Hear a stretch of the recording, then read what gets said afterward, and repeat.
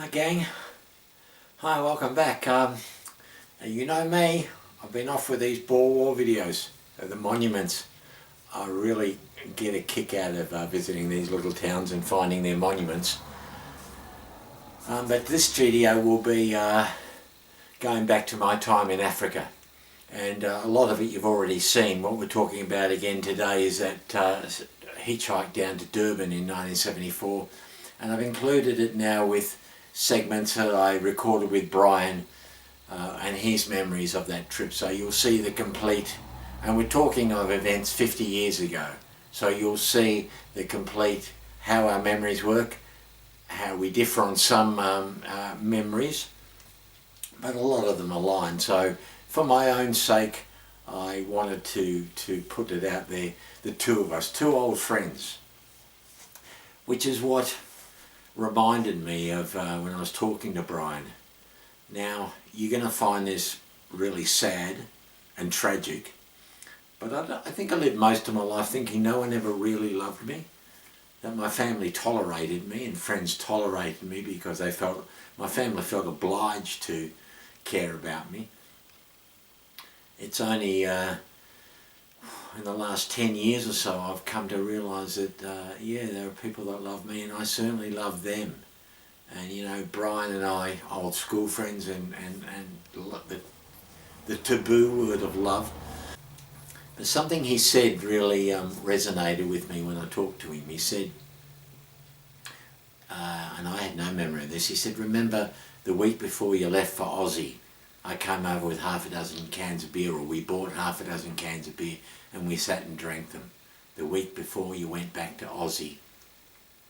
In my other room I've got bags of letters, the old aerograms written, mostly with Dad, but there's plenty from Brian, there's plenty from Johan and other people that are mentioned in these videos. And you know, you can't buy a friendship that's endured 50 years, can you? Of all the billions of people on the planet, how did us two become friends that have lasted all this time? So I'm looking forward to seeing him in October and meeting his daughter. And to that end, just to let you know, I've cleared it with our financial advisor. Brian got me a financial advisor. So I've cleared it with her. I can get the money out to travel, and I'm looking at buying the ticket in June or July, which was part of the reason of doing these videos, was to take you all along with me, and as we get closer, you know, I'll keep you informed of how things are progressing. I hope you enjoy these memories of two old fools, or in South Africa they'd call us Otoppies. We're toppies now because we're old people. So I hope you might get a kick about hearing the combined memory of the hitchhike to Durban. Okay, so I'm going to take you to around about January 1974 now, living in Gladstone Avenue, as I've told you. This story is the rite of passage, or it was for a lot of young boys, I suppose, or people back in those days, the hitchhike from Brakpan to Durban. On the edge of the golf course was a rail line, and it was a curving section of rail, and then there may have been a hill or something. For whatever reason, the train would slow up considerably as it went round this bend, and we would sit and we'd watch these trains, and they would stretch way back. They were freight trains, you know, carrying coal or whatever they were carrying. So the heralds came up with this idea of going down to Durban to seeing their father. Now their family was separated, their parents were separated. The father lived down with another woman in Durban. But if I show you that, that's a form of transport, and it was for me starting in that January 74, and I used that thumb all through Africa right through the 80s. That's a different story. But on this occasion we were going to jump on the train as it slowed up, and we were going to take the freight train down to Durban to stay with the herald's father. And that sounded exciting and adventurous, and we were waiting for the school holidays to come up before we could do this. So what do you remember of our hitchhike down to Durban? Well, the trip, I mean, there were a couple of things that stick out. We thought it was going to be over, it was like a big adventure and excitement and going down. The idea with Brian and I. And I don't know, we had enough sense, or we thought it through a little, that jumping on a train, we didn't know where that train was going. It could be going anywhere. It could have actually been heading towards Mozambique. So we decided to use the form of transport, the thumb. Now my dad was okay with the idea. When I said to him that we wanted to hitchhike down to Durban during the school holidays, he was okay with that. Whereas Brian's parents, of course, there's no way they would have let him go if they knew that he would be hitchhiking. But he was able to tell his parents that my dad was going to drive us down there. And my dad thought I was down at the Vaal Dam camping, I think with the Heralds or something like that, fishing. Now, what was in Durban, you might be asking? I suppose it was the chance to swim in the ocean. As I said, we were inland. We were, 400 kilometres or something from the coastline. So any time anyone went down to the coast, the Africans had a strange sort of request that they wanted you to bring back salt water. The Africans, especially the boys at the Dad's Bakery, I'd bring them back jars of seawater with a bit of sand at the bottom, maybe a crab leg or a bit of seaweed in it, and they would drink that and they would purge themselves. They thought it was a bit of a health tonic, throwing up salt water. But for us it was the adventure of going down to the seaside. There were fun parks, there were dodgem cars and all that sort of good stuff. Now a few years ago, maybe 10 years ago or less, I contacted Brian via email and I asked him to write me his memories of the trip. And I can't for the life of me find that email. I don't know where it went, but there are two facts that I remember that he had memories that I don't. One, he says we practically survived on popcorn, that coloured popcorn, pink, green, red. It's candy popcorn. He says we survived on that. That was the only food we ate. And let me tell you something up until today. Another thing that sticks out entirely from that trip, when we left, we had cents between us, you and I, and we bought that coloured sugar-coated popcorn, and it was stale. It was terrible. I've never eaten popcorn since. Well, I haven't eaten that coloured popcorn since then, as a reminder. And the other thing he remembered was we had like R2.50, $2.50 or something each. We had practically no money, and we survived on popcorn. So my memory, we left probably first thing in the morning. We got to the outskirts of Brakpan before we started hitchhiking. We got a lift pretty quickly with I think it was a Greek family. They had a baby in the back and they were all smoking in the car, and they were eating fish and chips and sharing the fish and chips with us and gibbering away in Greek. And they let us out somewhere. We got a good lift with them first. I don't remember every lift we got, obviously, but here's a few of them. Now we ended up way out there in the amongst the fields and the crops and the paddocks, talking to an Afrikaner guy. A bit like my brother, this guy. The Afrikaners tended to like to wear the brill cream in their hair. They had the curl like Elvis. They seemed to be from another era. We got talking to this fellow who was wearing a faded, dusty pink suit with the tie and all that, and he was hitchhiking, and he had what they call the ducktail haircut, which was a bit like a mullet, but it was greased back. And he talked non-stop. And then we waited for maybe 2 hours while he just talked and babbled on and on and on. He said, mind my suitcase. He had a little travel suitcase. Mind my suitcase, and he left us and he jumped the fence to go into the cornfields to have a piss, and the moment he was gone, a car pulled up, and Brian and I jumped in and just saw his suitcase in the rearview mirror. Off we went. Now, on the first day, we got as far as Pietermaritzburg, which is probably 2/3 of the way to Durban. We were walking along, and I don't know if this is the same time. We had 2 encounters with police. So we were walking along this, would be a freeway, I suppose. There'd probably be no stopping anyway, but we were walking along this and we had the thumbs out.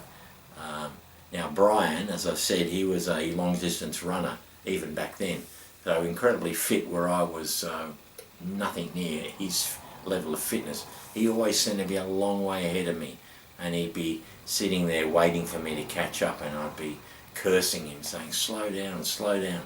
So on this occasion, yeah, we were walking along this sort of concrete noise barrier, maybe on a freeway, hiking, when a police car pulled up, and they had to wait. They got Brian in the front seat. They had to wait for me to catch up with him and get in the back seat. Remember, Brian had this, he thought it was very fashionable at the time. So Brian had this, it was like a sloppy Joe sort of thing. It was long sleeve, it had a curved collar. No collar, just a curved bit. And in tiny print was the word sex, which made the pattern of this top he had.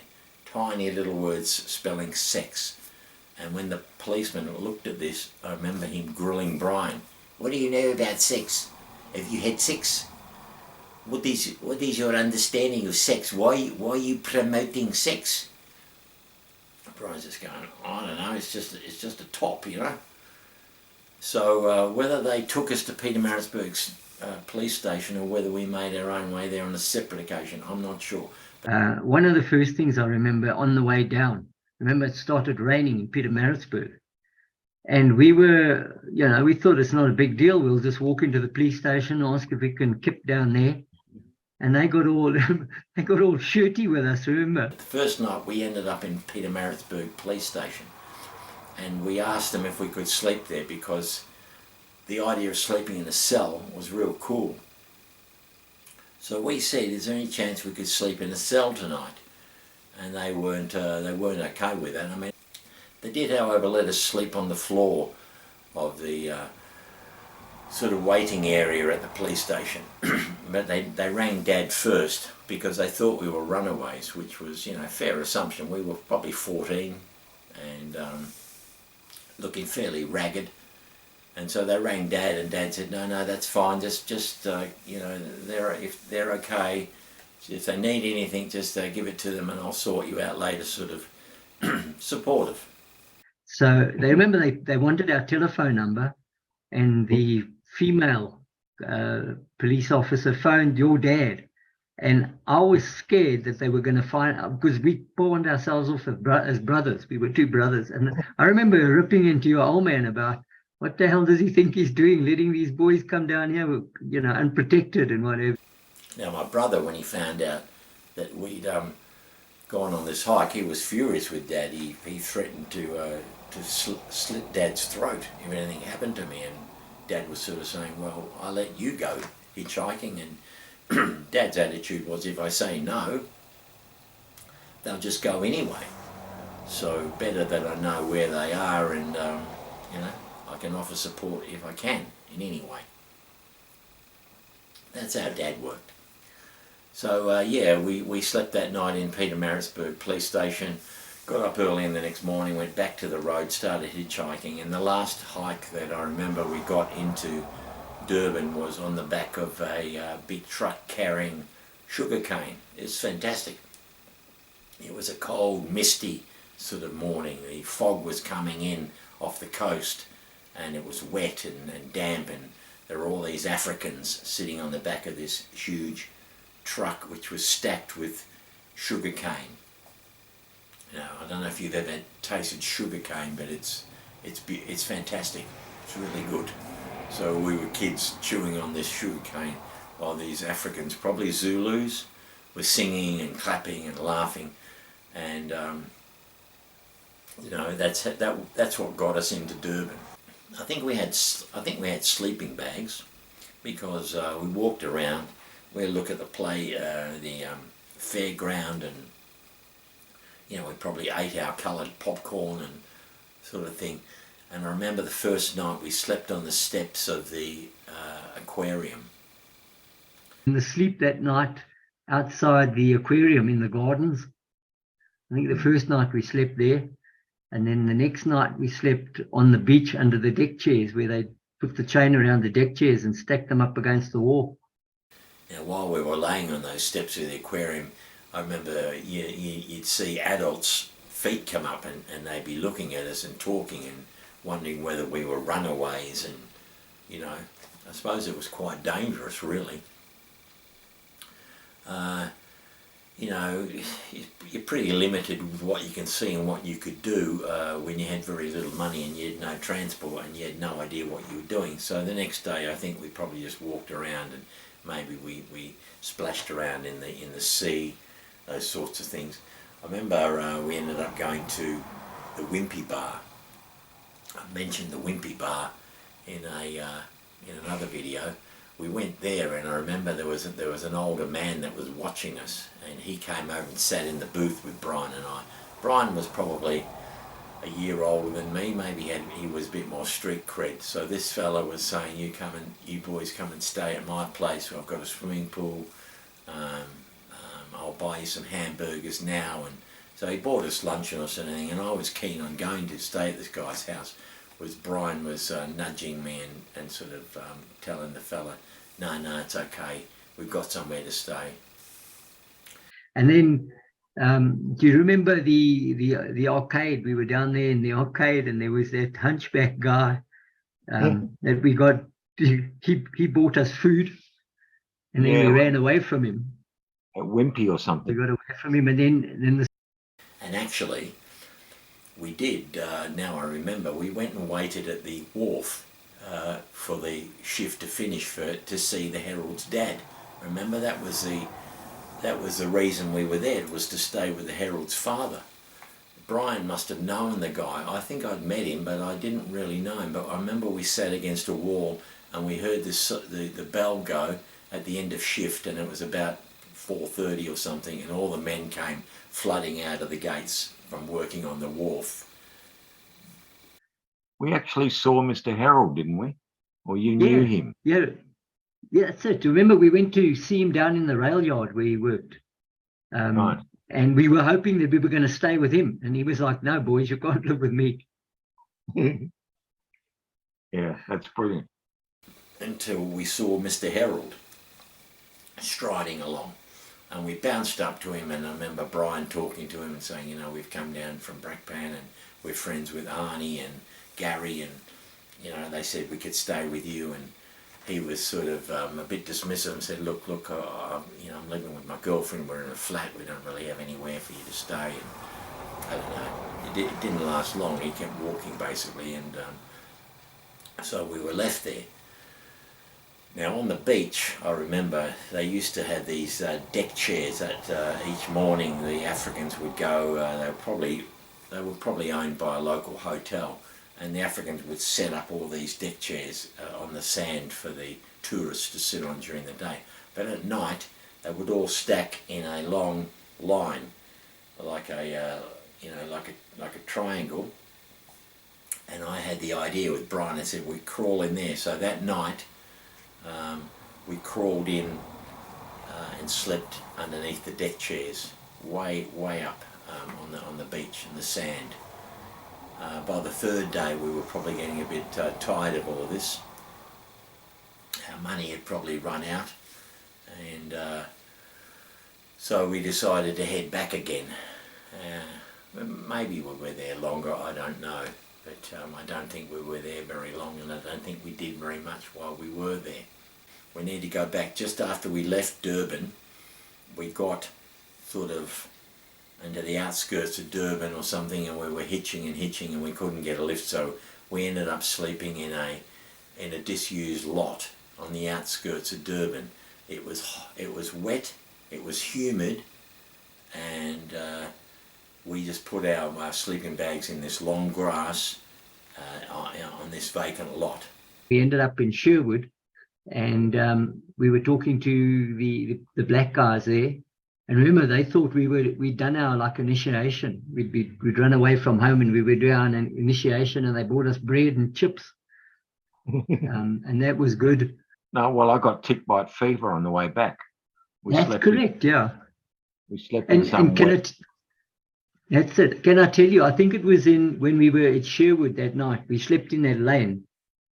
Yeah. And I thought, okay, I'm going to go in first and then you'll be behind me, so that if we get not attacked, but somebody coming in from the road, I'll get to you first.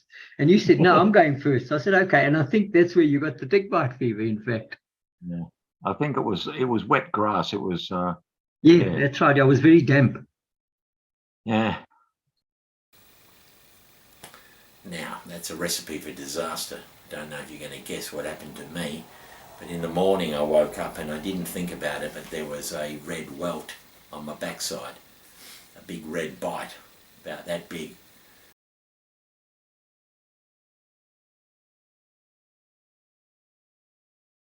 And we got off at a crossroads that suddenly was incredibly busy. In those days, anyone serving in the army, could use hitchhiking as a form of transport, and you were kind of obligated, if you were a white person, to pick up soldiers. So we were dropped at this intersection where these soldiers were standing in all the corners. Suddenly cars were coming, and it was pitch black. Suddenly cars were coming and stopping, picking up these soldiers and then heading off like that until they'd all gone, and it was pitch black again. And it was just Brian and I with the stars above us and the millie, they call it millie fields, cornfields all around us. So we put our sleeping bags down on the side of the road, and that's where we slept. Now in the morning when we woke up, a big truck had stopped only sort of 20-30 feet away from us on the side of the road, the same cutting we were sleeping on in our sleeping bags.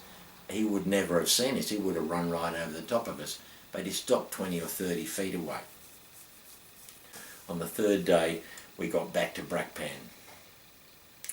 I said goodbye to Brian and he went up to his place, and I traipsed back down Gladstone Avenue, and I collapsed in a heap at home and probably told Dad about it. And within a couple of days there was a woman, Mrs. Crystal. I told you that the old place 589 Prince George Avenue had been taken over by a family called the Crystals. That's a house we'd lived in when Mum died. Well, they were a heavily strong Catholic family, so Dad got to know them quite well at the church. And the kids I went to school with, Peter and Chris and Kenny. But anyway, Mrs. Crystal was a very kind woman, and she happened to come over that day to Gladstone Avenue, and she must have knocked on the door or someone let her in, and I was in the bedroom, and she tapped on the door and said, "Are you there? I've just come over to, how are you? Is there anything you need?" And she said, "Oh my God," all the blinds were drawn. She said, "You're yellow."